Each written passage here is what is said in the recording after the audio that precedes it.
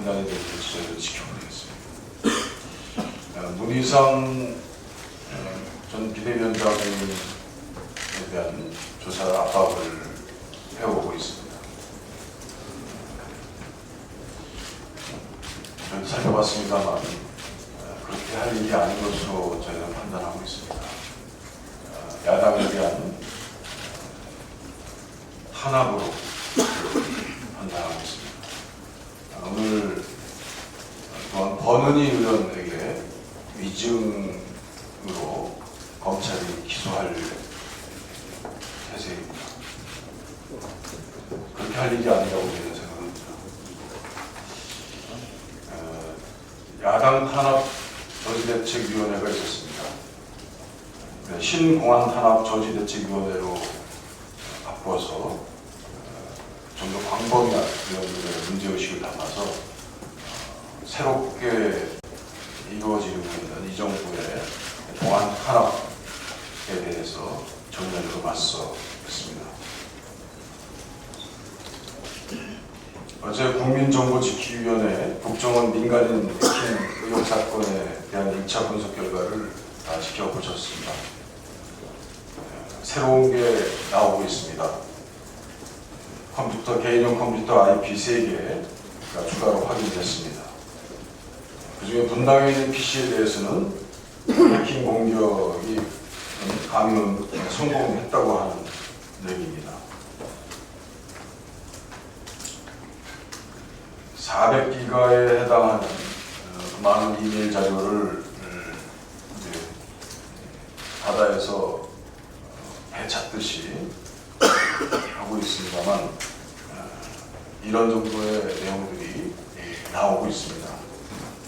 국정원은 이제 완전한 의혹 해소를 위해서 필요한 6대 핵심 자료를 내놔야 합니다. 여전히 제출을 거부하고 있는 것은 직무유기입니다. 당초 합의했던 청문회 수준의 진상조사 역시 결사적으로 국정원을 비호하고 있는 새누리당 때문에 지금 물거품이 되어가고 있습니다. 야당 탄압에는 이렇게 전광석화 같은 검찰, 주변에 법원의 분위기도 심상치 않습니다만, 그러나 이 국정원에 대한 검찰의 진상규명 의지는 전혀 없습니다. 우리 당이 2차례나 관련 사건을 고발했지 않습니까? 여전히 범죄로 도와주고 있다고 하는 얘기입니다. 한가한 답변입니다. 다시 한번 우리는 외국의 예도 한번 살펴봅니다. FBI가 에드가 후보 국장일 때 민간인 사찰 미국에서도 얘기된 적이 있었습니다. 그때 미국은 철저한 정보기관 개혁을 했습니다. 국민의 자유와 정보를 지키기 위한 노력을 게을리할 수 없습니다. 이를 위해서 저희는 분명히 국정조사 추진을 하도록 하겠습니다. 정보위에 정보감독지원관을 설치하도록 하겠습니다. 그리고 정보위에 전임위원제를 마련하도록 하겠습니다.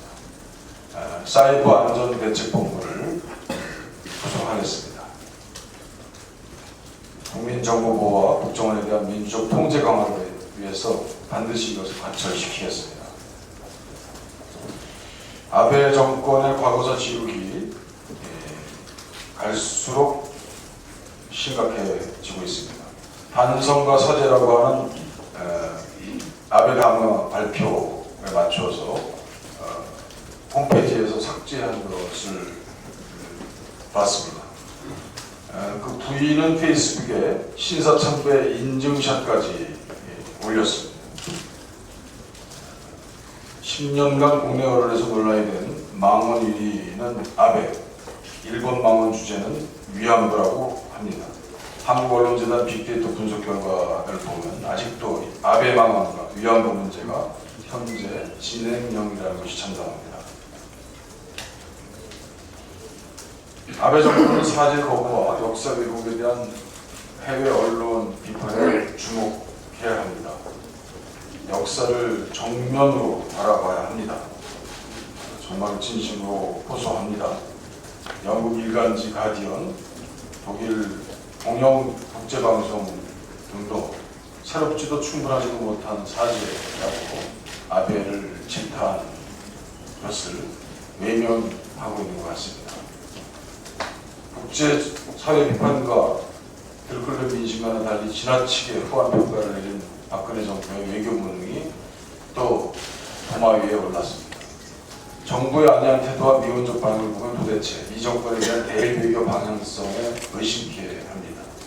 국민들은 망언과 간접 합법 집대성, 변칙 담화의 쩔쩔매는 박근혜 정부 외교 라인에 대해서 신뢰하기가 어렵다는 것을 또 한 번 말씀드립니다.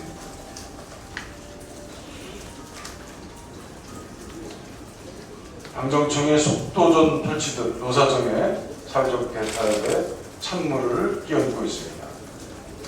여당 대표는 한국노총의 노사정 복귀 유보 결정은 일부 과격분자들이 청년의 눈물을 외면했다면서 세대 간 노사 간의 갈등은 구체적이었습니다. 최경환 경제부총리는 노사정 타협에만 매달릴 수 없다며 정부의 독자 입법 추진도 시사했습니다. 청년 고용과 장년 고용은 대체 관계가 아니라는 것이 국내외 다수 연구 결과 아니겠습니까?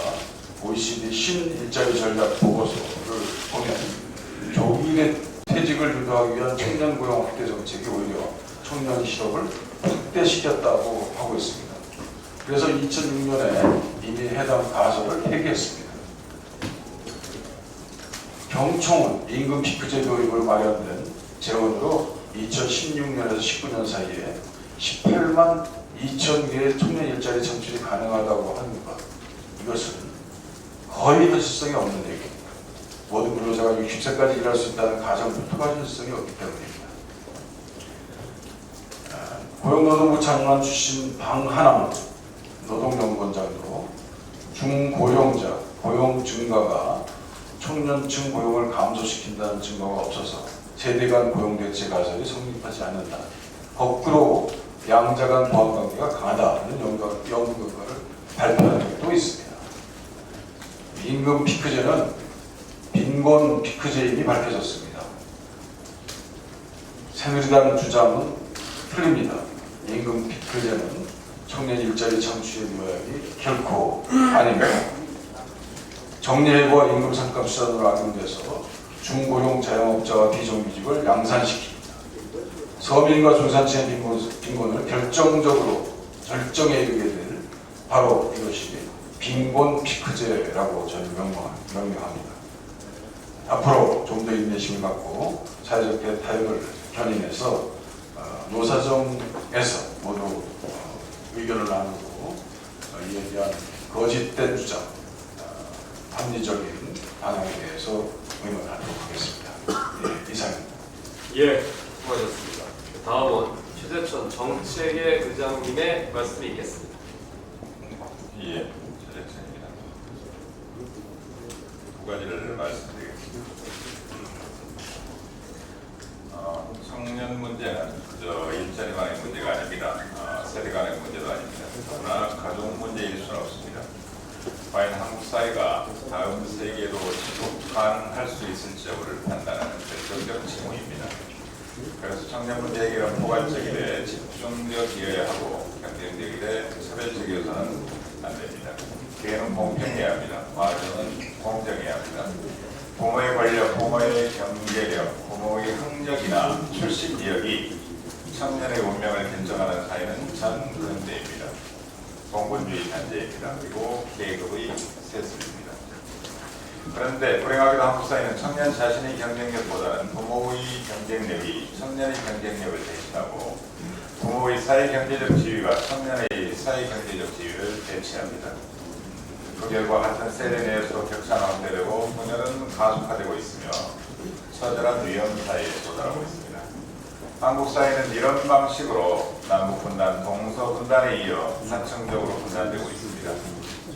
그런데 사회의 뿌리를 이룬 신뢰, 계약, 공정한 경쟁이라는 기초적 가치가 손들이째 무너지고 있습니다. 서울대 사회학과 이재열 교수의 불평등에 대한 진위 계수 비교 연구 결과는 이러한 사실을 적나라하게 드러냅니다. 이에 가까울수록 불평등의 정도가 높아지는데요. 소득 진위 계수는 평균 0.4 수준입니다. 순자산 진위 계수는 2012년 기준으로 0.6을 넘습니다. 이재열 교수가 최초로 계산해본 인맥 자산이라는 진위 계수는 무려 0.815에 달합니다. 우리 사회의 뿌리 깊은 연고주의와 불투명성, 불공정성의 결과입니다. 결국 한국 사회는 낮이 아니라 밤이 지배합니다.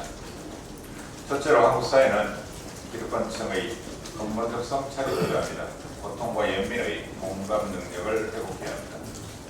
둘째로 한국 사회의 지속가능한 미래를 보장할 수 있는 새로운 사회 시스템을 구축해야 합니다. 차별이 금지되어야 합니다. 기회의 공평한 접근이 보장되고 경쟁의 공정성이 담보되어야 합니다. 그래서 사회적 이유로 철회된 차별금지법이 제정되어야 합니다. 더불어 새누리당이 제출해 놓은 기회균등을 촉진하는 법률 또한 함께 논의될 수 있습니다. 인간은 누구나 넘어질 수 있습니다. 피해자 부활전이 가능해야 합니다.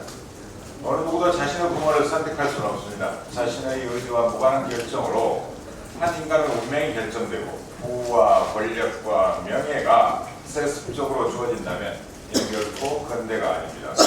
한국 사회 운영 방식의 혁명적 재편입니다. 두 번째는 한국 경제에 대한 이야기입니다.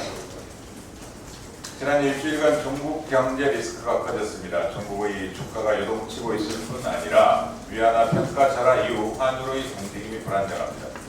중국은 우리 수출의 4분의 1을 차지하는 최대 무역 상대국입니다. 이 때문에 모건 스탠리는 최근 중국 위안화 절하로 충격을 받을 불안한 10개국에 우리나라를 집어넣었습니다. 국내 증시도 걷잡을 수 없이 추락하고 있습니다. 투자 비중이 30%를 넘는 외국인 투자자는 지난달 4조 8,790억 원을 시작으로 급격하게 자금을 회수 중입니다. 중국과는 무관하게도 한국 경제는 이미 어려운 상황입니다. 한국 경제를 먹여 살린다는 조선, 반도체, 자동차 산업 등이 어려움에 처해 있습니다. 그런데도 이런 산업들을 운영하는 재벌들은 오로지 상속과 독점에만 눈이 멀어 구석기 시대 수준의 가족 다툼에 몰두하고 있습니다. 더 위험한 건 정부입니다. 정부는 중국 증시 불안이 우리 경제에 미치는 영향은 제한적이라거나 위안화 절하는 중장기적으로 수출에 긍정적이라거나 미국 금리가 오르더라도 급속한 자본 유출은 없을 것이라는 낙관론만 되풀이하고 있습니다. 위기를 과장하거나 부채질하고 싶지는 않습니다. 세계적인 환율 전쟁에 대비하는 신중한 관찰과 대응을 요청합니다. 실물 경제 침체는 경제정책 전반에 대한 여러 대응을 요구합니다. 무엇보다도 경제정책의 리더십을 바로 세워주기를 강력히 촉구합니다. 정확한 비전과 목표를 바탕으로 속도감 있는 정책 대응을 요구합니다. 우리 당은 행정부의 잘못된 경제적 리더십이 한국 경제의 위기로 이어지지 않도록 국내외 경제 동향을 면밀히 살피고 경고하고 대응하고 정책과 법률로 뒷받침하는 제1야당으로서의 역할은 충실히 다할 것을 이번 기회를 빌어 다짐하고자 합니다. 고맙습니다. 예, 수고하셨습니다. 이어서 우리 의원님들의 발언 순서인데요. 이쪽으로 갔다가 왼쪽으로 오겠습니다. 네, 다음은 이상민 법사위원장님의 말씀이 있겠습니다.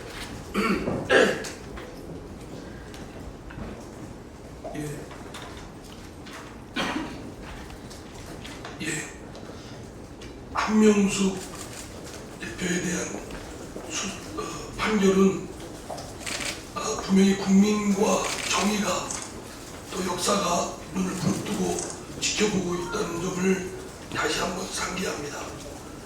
권은희 의원 건은 흑과 백을 뒤바뀐 그런 것이다. 이럴 수가 있는가 라는 점을 다시 한번 지적합니다. 박근혜 정부에서 지난 2년 동안 벌금, 몰수금, 과태료 등 징벌적 과세로 거둬들인 것이 6조 원입니다. 이미 그 이명박 정부 때 같은 초기 2년 동안 4조 8천여 원보다 5%나 증가를 폭증을 했습니다. 정부가 세수가 부족하자 세외 수입인 벌금 등으로 이를 메꾸고 있고 목표치를 과중하게 높게 잡아서 그야말로 국민들을 이 벌금 등을 몰수하는데 무리수를 범하면서 걷어내고 있습니다. 서민들이 더욱더 어렵고 정부는 매우 가혹합니다. 이와 관련해서 저를 비롯해서 우리 당의 김기준 의원 등 여러 의원들이 이 벌금 제도를 개선하기 위한 법안을 냈습니다. 지금은 개인의 재산 정도 능력과는 관계없이 일률적으로 부과하는 총액 벌금제를 채택하고 있기 때문에 경제력에 따라서 형벌적 효과도 달리하고 또 과도하게 가혹한 형벌로 서민에게 부과되는 경우가 많았습니다. 그래서 이미 독일 등 선진국에서 채택하고 있는 일수 벌금형 제도를 도입할 필요가 있습니다. 피고인의 불법과 책임의 정도는 물론이고 경제력을 함께 고려해서 벌금액을 산정 선고하도록 하는 것입니다. 이와 함께 벌금형에 대해서는 현재 집행유예제도, 선고유예제도가 없습니다. 이에 대해서도 서민들에 대해서 정상을 참작해서 집행유예와 선고제도를 둘 수 있도록 해야 될 것입니다. 또한 벌금을 내지 않았을 때 노역장 유치제도가 있는데 실효성도 없고 황제 노역장 유치 등등 비판을 많이 받았습니다. 이것도 경제력이 매우 없는 서민들에게 그 벌금을 완납하기 어려운 경우 노역장 유치제도를 할 게 아니라 사회봉사 등으로 대처할 수 있도록 해야 될 것입니다. 세 번째, 어제 대전 대덕 연구단지에서는 토론회가 있었습니다. 거기서도 여전히 과학기술인들이 분노가 쏟아져 나왔습니다. 박근혜 정부 들어서 이명박 정부 때 황폐화되었던 연구 환경을 나아질까라고 기대를 했었는데 나아지긴커녕 더 과학기술인들을 옥죄고 연구를 현장을 떠나는 그런 일들이 속출하고 있습니다. 과학기술 강국, 과학기술 진흥을 위해서는 무엇보다 과학부 중심인 과학기술인들이 신명나게 연구에 몰입할 수 있도록 해야 되고 그러기 위해서는 그 연구 현장의 독자성과 자율성을 담보해야 될 것이다. 그리고 국민적 신뢰와 인내심이 뒷받침돼야 된다는 점을 강조합니다. 이상입니다. 예. 이어서 이준석 원내 수석께서 발언하시겠습니다. 우리 원내대표님과 법사위원장이 말씀을 하셨는데 지금 공안 전국에 서곡이 울리고 있습니다. 어제 검찰은 우리 당 권은희 의원을 기소했고 오늘 정치적 수사의 6년 피해자인 한명숙 전 총리의 선고가 예정되어 있습니다. 국정원 대선 개입 사건에서 양심을 지킨 사람이 오히려 법정에 서고 집요한 정치적 수사의 피해자가 벼랑 끝으로 내몰리는 것이 결국 현실이 되었습니다. 다음 희생양이 누가 될지는 알 수 없겠지만 박근혜 정권이 공안정국을 조성했던 의도가 명백해져갑니다. 공안정국을 통해 여당 내 친박, 친이계 싸움에서 주도권을 쥐고 내년 총선에서 야당을 무력화시키고 정권 후반기 국정 장악력을 키우겠다는 대법이 너무도 뻔히 보입니다. 국무총리의 공안동 총리를 세웠고 청와대 민정수석과 감사원 사무총장의 사정 맞춤형 인사를 세웠습니다. 곧 검찰총장도 바뀐다고 합니다. 공안정국의 토대를 하나씩 굳건히 쌓아가고 있는 겁니다. 우리 당은 공안정국이 완성되는 것을 보고만 있지는 않을 것입니다. 원내와 중앙당이 긴밀 협조체를 유지하면서 검찰의 무리한 정치적 수사에 적극 대응해야 할 것입니다. 내임덕은 국회 무력화와 야당 때려잡기로 돌파하는 것이 아닙니다. 박근혜 정부가 정말로 성공한 정부가 되고 싶다면 국정 방향부터 올바로 잡고 국민의 목소리에 기울여 줄 것을 다시 한번 간곡히 호소드립니다. 국정감사를 포함한 정기국회 일정에 대해서는 오늘 오전 양당 수석이 만나 마지막 조율 작업을 마친다고 하면 오전 중에 발표가 가능할 것으로 보입니다. 어른 여러분께서는 조금만 더 기다려 주실 것을 부탁드립니다. 이어서 김태년 정계특위 감사님의 말씀드리겠습니다. 정개특위 진행 상황과 관련해서는 이제 잠시 후에 또 선거법 소위가 열리니까 그때 말씀드리기로 하고요. 오늘 교육 현황과 관련해서 한 말씀 드리겠습니다. 부산대 고현철 교수님께서 대학과 이사회 민주화를 촉구하면서 스스로 희생하셨습니다. 먼저 고현철 교수님의 명복입니다. 이 창극은 돈으로 대학을 줄세우며 대학의 자율성을 훼손하고 민주화의 산물인 총장 직선제를 강제로 폐지하려고 하는 현 정부의 천박하고 폭력적인 정책으로 인한 국가적인 타살입니다. 마땅히 대통령이 사과해야 합니다. 박근혜 대통령은 후보 시절에 총장 직선제를 교육부가 일률적으로 폐지하라 마라 강요하기보다 학교 자율에 맡기는 것이 옳다고 그렇게 말했습니다. 그러나 대통령이 된 후에 현실은 공주대, 경북대, 방송대 등에서 교수들이 선출한 총장 후보를 별다른 이유도 밝히지 않고 해가 지나도록 임명하지 않는 행포가 계속되고 있습니다. 한치로도 특별한 사유 없이 거의 2년간 총장 후보들을 퇴짜 놓다가 올해 초에 김성조 새누리당 전 의원을 앉혔습니다.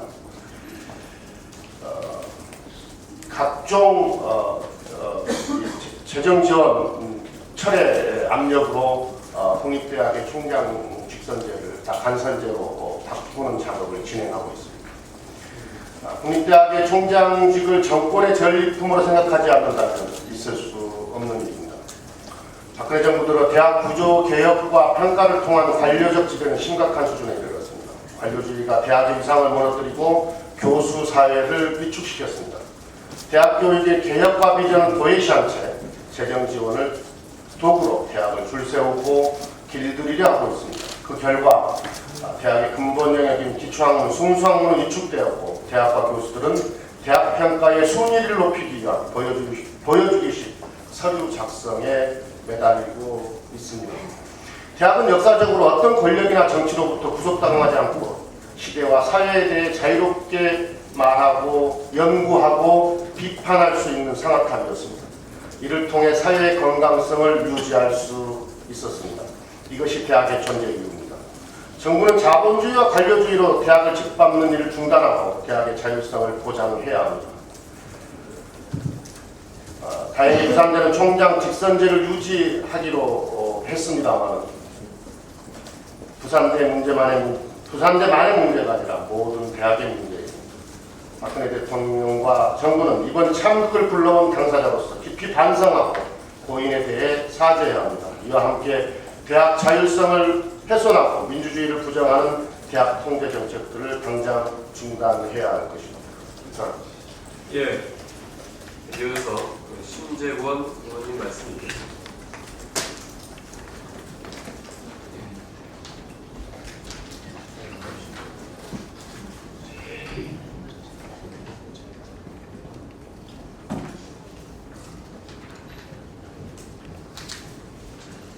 신재권 의원입니다. 새누리당이 연일 얼토당토하는 말로 우리 당 문재인 대표의 경제 통일론을 폄훼하고 있습니다.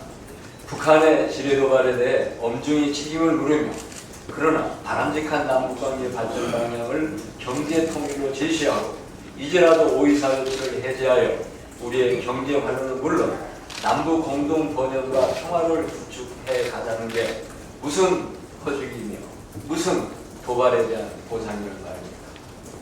오이사 조치해제는 천안함 문제를 덮자는 것도 아닙니다. 천안함 폭침에 대한 북한의 책임과 사과는 당연히 지속적으로 요구될 것입니다. 그러나 오이사 조치 자체는 이미 많은 부분에서 형해화되고 있습니다. 우리 기업들의 경제 활동화를 가로막을 뿐입니다.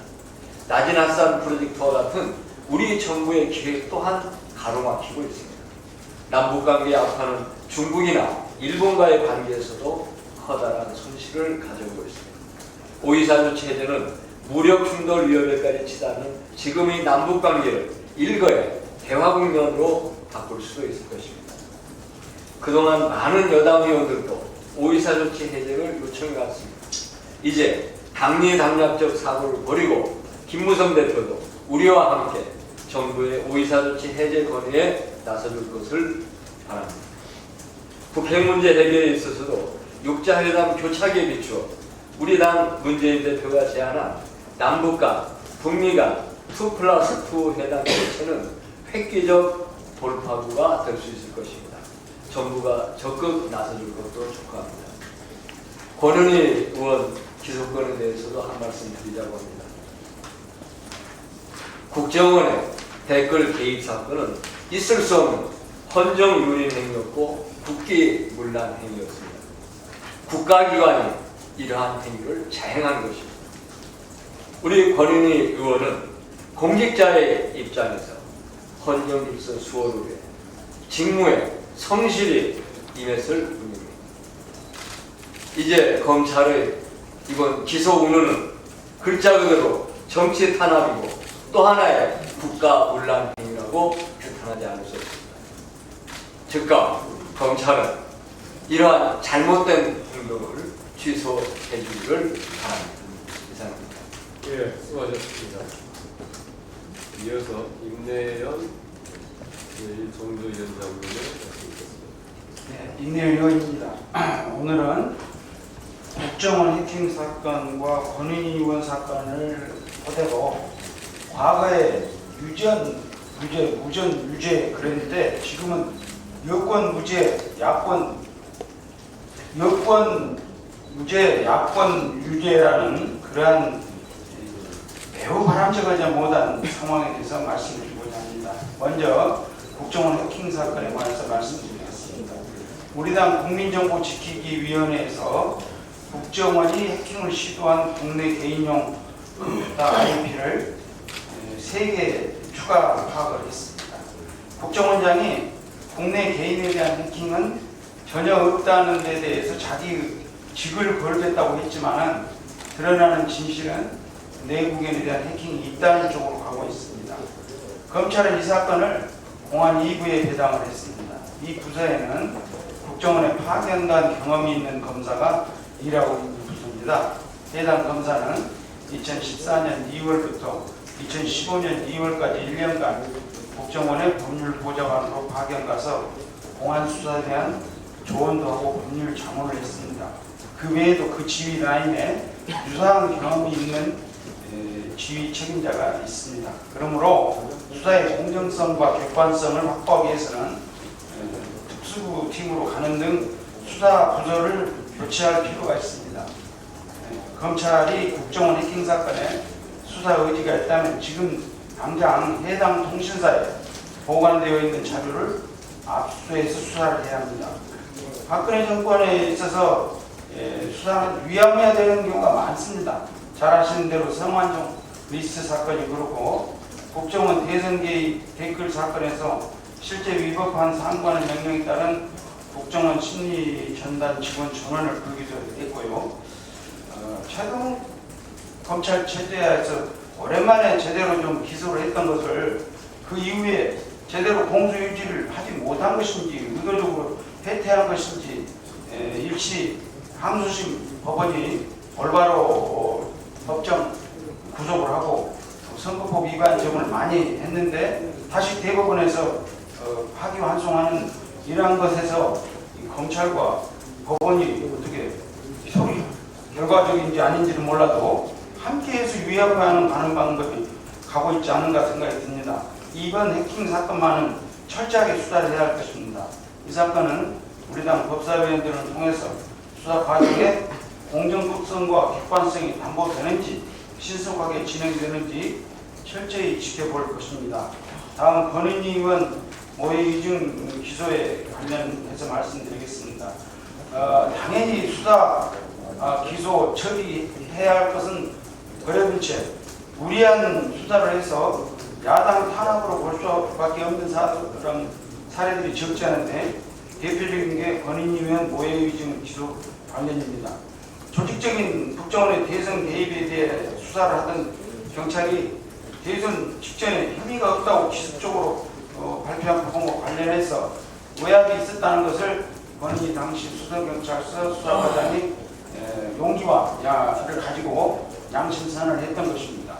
이 부분을 진실로 판단해서 김영판 전 서울경찰청장을 기소했는데 대부분에서 이거 엉뚱하게 이 유죄로 삼기에 적절한 자료를 잘못 왜곡 판단해서 무죄를 한 것이지 권인희 의원의 진술이 허위가 아님에도 불구하고 이를 모해위증으로 기소하는 것은 대단히 유감입니다. 통상 모해위증은 금전 사건이나 재산 다툼, 쌍방 폭행 사건 등 자신의 이익이 걸려있는 사건에서 이게 의도적으로 왜곡시켜서 발생하는데 이거는 권 의원의 경우에는 아무리 이익이 없을 뿐만 아니라 오히려 큰 위험을 자초하게 되는 상태입니다.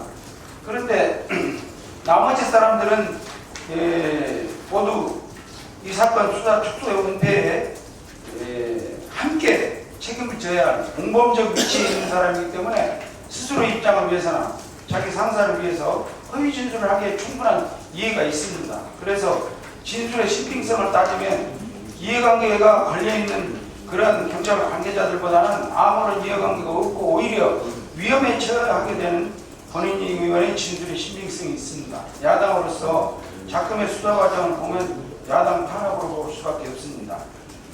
대선 댓글 조작을 하던 현장을 지키고 파악하려던 사람들이 그 사람 자신이가 셀프 감금을 했는데 그걸 감시하던 야당 의원 4명을 감금으로 기소하는 등 도저히 상식적으로 봐서 납득이 안 되는 일들을 하고 있습니다. 그래서 권인희 의원 사건이나 감금 사건도 즉시 공소 취소를 예약했습니다. 그래서 결론적으로 과거와 같이 정작 밝혀야 할 중요한 사건에 대해서는 위안하고 야당에 대해서는 처벌해서거나 수사해서는 안 될 일을 하는 이와 같은 잘못된 태도를 즉각 시정해야 하고 법원에도 이러한 것을 편승해서는 안 될 것으로 생각합니다.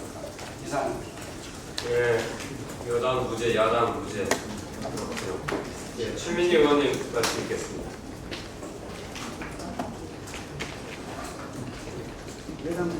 여당 무죄, 야당 유죄. 권인희 의원을 기소한 담당 검사에게 묻고 싶습니다. 단 한 번이라도 외압을 딛고 잘못된 것을 바로잡고 정의를 위하여 나서본 적이 있습니까? 저는 용기 있는 권인희 수사 과장의 행동이 오늘에 와서 검찰에 의해서 정부에 의해서 오한되고 정의가 부정의로 바뀌는 이 현실에 대해서 통탄하지 않을 수 없습니다. 이게 법과 원칙대로 한다는 박근혜 대통령 생각입니까? 이명박 정부는 방송 장악, 박근혜 정부는 검찰의 공안화, 사법부 장악을 통해서 민주주의를 유린하고 있습니다. 그런 가운데 공안통 검사가 마침내 공영방송 이사회 이사장이 되려나 봅니다. 방통위가 이번 주 금요일 전체 회의를 열어서 고영주 전 공안검사를 박문직 이사장으로 임명하려 한다고 합니다. 이렇게까지 하셔야 되겠습니까?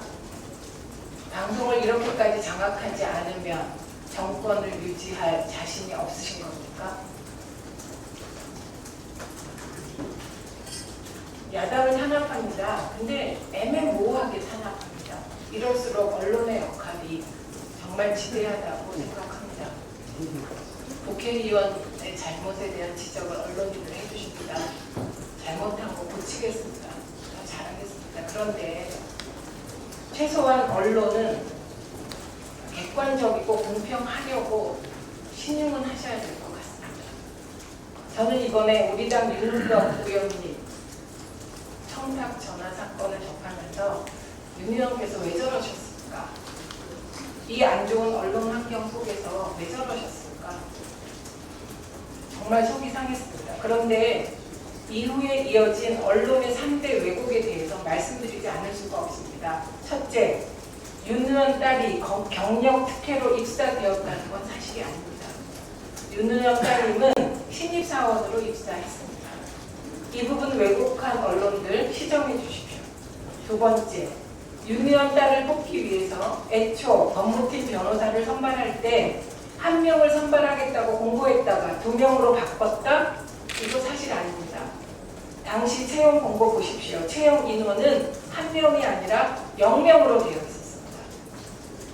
세 번째, 한 사장의 압력으로 윤 의원 딸이 입사했다? 한 사장은 채용팀한테 윤 의원 딸에 대해서 한마디도 하지 않았다고 합니다.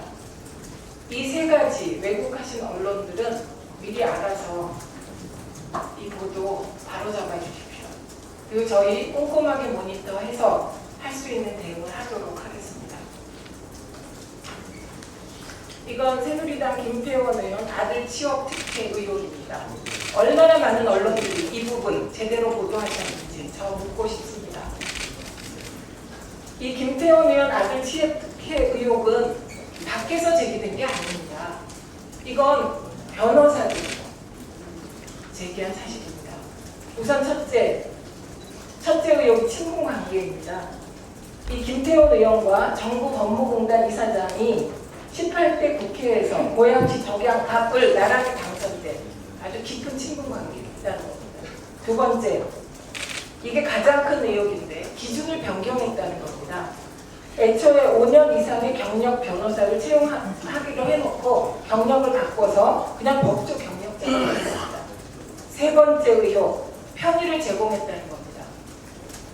어떤 회사가 합격을 시켜놓고 신입사원을 4개월 뒤부터 출근시킵니까? 4개월 후부터 출근시켰다는 거 아닙니까? 그 아드님은. 그리고 스펙이 더 좋고 유능하고 바로 출근이 가능한 다른 경쟁자가 있었는데 그 사람을 탈락시켰다는 거 아닙니까? 그리고 김태원 의원 아들이 이 공단에 들어와서 1년 3개월 근무했는데 16번만 수임시켰다는 겁니다. 이건 판사 준비시키려고 그랬다는 의혹이 제기된 거 아닙니까? 저희 잘못한 거 잘 보도해달라고 부탁드리지 않습니다. 그러나 최소한 5대5는 바라지도 않습니다. 7대3은 해주셔야 야당이 숨쉬고 정치할 수 있지 않겠습니까? 저희 어제 미방위원들에게 굉장히 중요한 자료가 입수되었습니다. 이건 2012년부터 꾸준하게 문제 제기되었던 건데요. SBS와 미디어 크리에이터가 지역 방송 편성법을 침해했다는 겁니다. 당시 국감에서 이게 문제가 됐는데 저희가 결정적으로 계약서를 입수하지 못했습니다. 그래서 방통위에 제소도 못하고 검찰에 고발도 못했는데요. 이번에 바로 그 서류를 입수했습니다. 언론 늘 갑질, 각종 가진 자들의 갑질을 보도하시죠. 저는 이번 국감에서 언론계의 슈퍼갑들, 언론계의 슈퍼을들, 언론계 내 정의와 부정이, 슈퍼갑들이 어떤 갑질이 있었는지, 있었다면 그건 어떻게 법적 책임을 져야 되는지 낱낱이 국감에서 고발하겠습니다. 이상입니다. 예, 추민 의원이 용기 내말하고 감사드립니다. 이어서 범죄자를 역시 용기 있게 밝힌 죄로 추박당하고 있는 권은희 의원님 말씀 있겠습니다. 네, 어제 많은 전화 걸려왔었는데 전화 받지 못하고 오늘 이렇게 말씀드립니다. 국정원 불법 대선 개입 사건이 있었습니다. 갑작스런 중간에 수사 발표와 함께 끝나버릴 사건들을 하나하나 밝혀내왔던 과정들입니다. 하지만 그 과정에서 수사 의지를 가졌던 분들은 참으로 많은 고난과 고통을 받으시고 계십니다. 수사와 전혀 무관한 일로 언론 지상에서 떠들기 시작하면서 최동욱 전 청장님께서 그 직에서 물러나셨고 진지성 검사 역시 수사와 무관하게 언론에 많이 보도됐습니다. 그리고 윤석열 팀장님과 그 수사팀은 지금 뿔뿔이 흩어져 계십니다. 그렇게 강력하게 수사 의지를 가지신 분들을 방해하고 이후에 법정으로 가서는 디지털 증거 법칙을 너무나 현실에 맞지 않게 소극적으로 적용하여 자기가 작성한 것도 기억나지 않는다라는 진술을 했다는 이유만으로 증거 능력을 부정해버리고 맙니다. 이렇게 국정원 댓글 사건은 이렇게 진행되어 왔습니다. 이를 보다 철저히 파헤치지 못해서 지금 국정원 불법 해킹 의혹 사건에 있어서도 어떻습니까? 해킹 의혹이 있습니다. 특히 안철수 의원께서 국내 PC, IP 추가 3개를 확보했다라고 어제 발표까지 하셨습니다. 하지만 검찰의 수사 의지 보이십니까? 전혀 보이지 않습니다. 예전 국정원 댓글 사건의 수사 의지를 가지셨던 분들이 어떻게 됐는지 다시 상기한다면 수사 의지를 갖기 쉽지 않을 것입니다. 그리고 우리 국민들의 많은 관심과 많은 여론으로 어떻게 수사 의지를 갖추게 해서 수사를 하게 해서 법정으로 가게 된들 국정원 댓글 해킹 의혹 사건 역시 법정에서 증거 능력이 인정이 될까요? 작성자인 임 과장이 사망했다는 이유로 증거 능력이 인정되기가 쉽지 않을 것입니다. 또한 해킹된 자료라는 이유로 증거 능력이 인정되기 쉽지 않을 것입니다. 이렇게 국정원 댓글 사건은 국정원 해킹 의혹 사건을 잉태하고 있었습니다. 그렇기 때문에 국정원 댓글 사건에 대해서 여전히 아직도 끝까지 파헤쳐야 되는 이유를 저는 찾습니다. 검찰 수사를 받는 저를 보고 앞으로 얼마나 더 고난을 받아야 될 것이냐 묻더군요. 그래서 2년 6개월 정도, 3년 정도 예정하고 있다고 했습니다. 그렇게 답변하고 보니 박근혜 대통령의 임기와 저의 싸움의 기간이 같더군요. 대통령의 임기 반환점을 두셨다고 합니다. 저도 싸움의 반환점을 돌아서 다시 링 위에 섰습니다. 자랑스러운 피고인으로서 많은 자료를 확보하고 많은 국민들과 공유하면서 국정원 댓글 사건에 대해서 끝까지 끌고 늘어지겠습니다. 그리하여 국정원 해킹 의혹 사건 역시 철저히 수사되도록 철저히 파헤치도록 노력하겠습니다. 감사합니다. 네, 박수. 의 피해 지역은 지난 13일 적조주의보가 적조 경보로 격상된 곳입니다. 이번 적조는 지난해와 비교했을 때 확산 속도가 매우 빠르다는 점에서 선제적인 대응이 매우 중요할 것으로 보입니다. 2014년의 경우 적조 출현에서 피해 발생에까지 한 달여 기간이 소요된 반면에 올해의 경우는 출현에서 피해까지 불과 보름밖에 걸리지 않았습니다. 더욱 큰 문제는 유해성 적조가 전남 여수와 경북 동해안까지 확대되는 추세라 추가적인 피해가 발생할 수 있는 급박한 상황입니다. 해수부 자료에 따르면 현재 수온 상승과 일조량 증가 등으로 9월 중순까지 고밀도 적조가 유지되고 동해안은 해류의 영향으로 적조 유입량이 증가될 것으로 예상됩니다. 우선 정부는 강한 모든 자원을 동원해서 선제적인 방역에 나서주실 것을 당부합니다. 아울러 수산물의 소비 규칙에 따른 어민들의 2차 피해가 발생하지 않고 국민들이 적조에 대한 올바른 인식을 가질 수 있도록 홍보에도 만전을 기해 주시기 바랍니다. 아울러서 적조 피해로 인한 어민들의 피해 보상도 충분한 수준으로 이루어질 수 있도록 노력해야 할 것입니다. 차후에 적조 출현에서 피해 발생까지 진행 속도는 작년에 비해 2배 이상 빠른 데 비해서 출현주의보는 오히려 10일이나 늦게 발령됐던 점에서 정부의 적조 경보 시스템상에 문제가 없었는지도 점검해 봐야 할 것입니다. 끝으로 어민들의 적조 걱정이 없이 어로 활동에 종사할 수 있도록 원인 규명을 통한 근본적인 재발 방지책을 마련할 것을 촉구합니다. 감사합니다.